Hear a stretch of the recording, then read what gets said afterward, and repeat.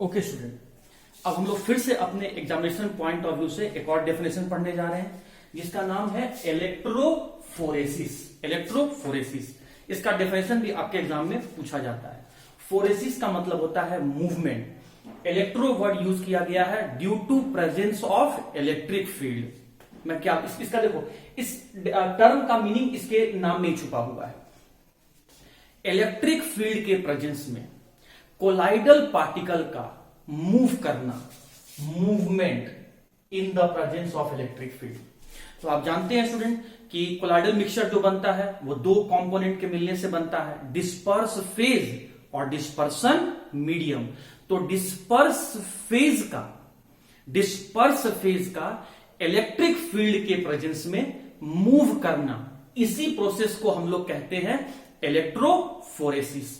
इस प्रोसेस की मदद से हमें यह पता चला कि कोलाइडल पार्टिकल के ऊपर चार्ज प्रेजेंट होता है, क्योंकि अपनी बातों को प्रूव करने के लिए हम लोग, या किसी बात को चेक करने के लिए, या किसी बात को मानने के लिए हम लोग उसको एक्सपेरिमेंटली भी चेक करते हैं। अगर एक्सपेरिमेंट करने से हमें वही रिजल्ट मिल रहा है जो थ्योरेटिकल हमने पढ़ा है, तो हम उस बात को मान लेते हैं। तो ये देखा गया कि कोलाइडल मिक्सचर में जो डिस्पर्स फेज के पार्टिकल हैं, जो कोलाइडल पार्टिकल्स हैं, वो भी मूव करने लगते हैं इलेक्ट्रिक फील्ड के प्रेजेंस में। तो चार्ज होते हैं तभी वो अपोजिट चार्ज की तरफ मूव करते हैं, अट्रैक्ट होते हैं। अगर चार्ज नहीं होता तो फिर वो मूव भी नहीं करता। तो इसी डिस्पर्स फेज के पार्टिकल का, इसी कोलाइडल पार्टिकल का इलेक्ट्रिक फील्ड के प्रेजेंस में अपोजिट इलेक्ट्रोड की तरफ मूव करना। फिर से बोल रहे हैं, फोरेसिस का मतलब क्या हुआ? मूवमेंट। किसका मूवमेंट? कोलाइडल पार्टिकल का। किधर मूवमेंट? अपोजिट चार्ज इलेक्ट्रोड की तरफ मूवमेंट। किसके प्रेजेंस में? इलेक्ट्रिक फील्ड के प्रेजेंस में। इसी को कहते हैं इलेक्ट्रोफोरेसिस। देखिए इस बात को कैसे प्रूव किया गया। हम लोगों ने एक यू शेप ट्यूब लिया, यू आकार का ट्यूब लिया। ये है हम लोग का यू शेप का ट्यूब, यू शेप का ट्यूब, यू आकार का ट्यूब है, यू आकार का ट्यूब है, यू शेप ट्यूब है। अब देखिए स्टूडेंट, इसमें क्या हुआ? इस यू शेप ट्यूब में, इस यू शेप ट्यूब में हम लोगों ने कोलाइडल मिक्सचर को डाला। कोलाइडल मिक्सचर किससे किससे मिलकर बनता है? डिस्पर्सन मीडियम और डिस्पर्स फेज। तो ये सबसे पहले हम लोगों ने डिस्पर्सन मीडियम लिया, मान लेते हैं वाटर, डिस्पर्सन मीडियम लिया, ये हम लोगों ने डिस्पर्सन मीडियम लिया। उसके बाद हम लोगों ने क्या किया? डिस्पर्स फेज लिया, ये हम लोगों ने यहाँ पे डिस्पर्स फेज लिया, ये हम लोगों ने यहाँ पे डिस्पर्स फेज लिया, डिस्पर्स फेज लिया, ये डिस्पर्स फेज है, डिस्पर्स फेज का पार्टिकल है, ये हम लोगों ने लिया।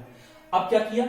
इस यू शेप ट्यूब के अंदर में हमने वायर के हेल्प से दो रॉड ले लिया, इलेक्ट्रोड ले लिया, दो इलेक्ट्रोड ले लिया, और इस वायर को हम लोगों ने बैटरी के टर्मिनल से जोड़ दिया, बैटरी के दोनों टर्मिनल से इस वायर को जोड़ दिया।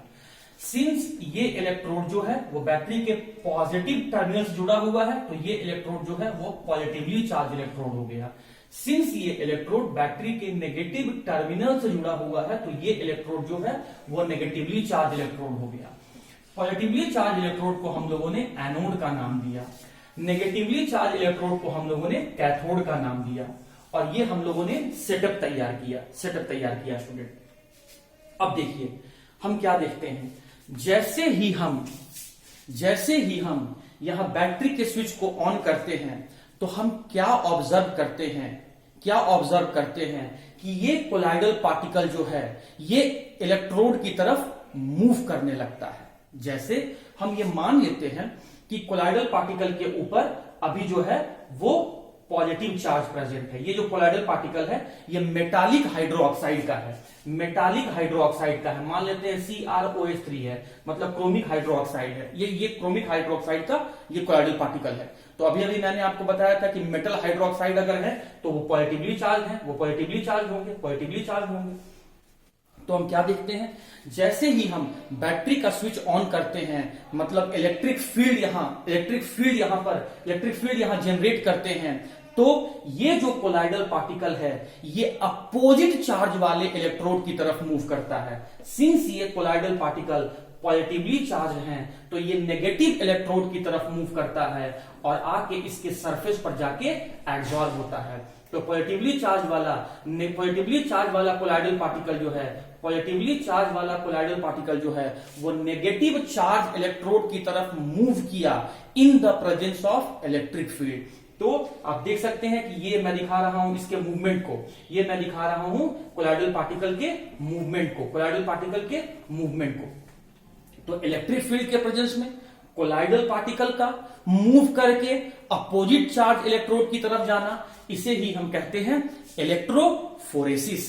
अब अगर कोलाइडल पार्टिकल कैथोड की तरफ गया तो उसे हम कहेंगे कैटाफोरेसिस, और अगर कोलाइडल पार्टिकल एनोड की तरफ मूव किया तो इसे हम कहेंगे एनाफोरेसिस, एनाफोरेसिस। और ये कैटाफोरेसिस या एनाफोरेसिस मतलब कोलाइडल पार्टिकल का मूव करना इस बात को प्रूव करता है कि कोलाइडल पार्टिकल के ऊपर चार्ज है तभी वो अट्रैक्ट हुआ है। अगर चार्ज नहीं होता तो अपोजिट चार्ज की तरफ वो अट्रैक्ट नहीं होता, और अट्रैक्ट नहीं होता तो वहां जाके वो जमा नहीं होता, कोगुलेट नहीं होता।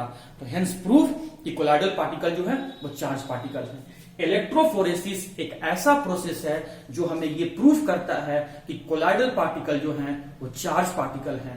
इलेक्ट्रिक फील्ड के प्रेजेंस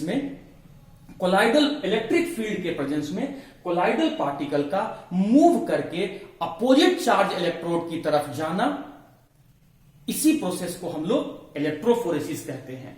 अगर कोलाइडल पार्टिकल मूव करते हुए कैथोड की तरफ जाता है तो उसे कैटाफोरेसिस कहते हैं। अगर कोलाइडल पार्टिकल मूव करते हुए एनोड की तरफ जाता है तो उसे एनाफोरेसिस कहते हैं। इस एक्सपेरिमेंट में कोलाइडल पार्टिकल मूव करके कैथोड की तरफ गया है, इसीलिए ये एक्सपेरिमेंट हमें कैटाफोरेसिस को प्रूव करता है। और साथ ही साथ ये भी प्रूव करता है कि कोलाइडल पार्टिकल के ऊपर चार्ज प्रेजेंट है, इसीलिए वो अट्रैक्ट हुए हैं और अपोजिट चार्ज इलेक्ट्रोड के पास जाके कोगुलेट हो गए हैं, जमा हो गए हैं। तो आइए स्टूडेंट, टॉपिक को, अगर इलेक्ट्रोफोरेसिस आप समझ गए हैं तो टॉपिक को हम लोग और आगे बढ़ाते हैं।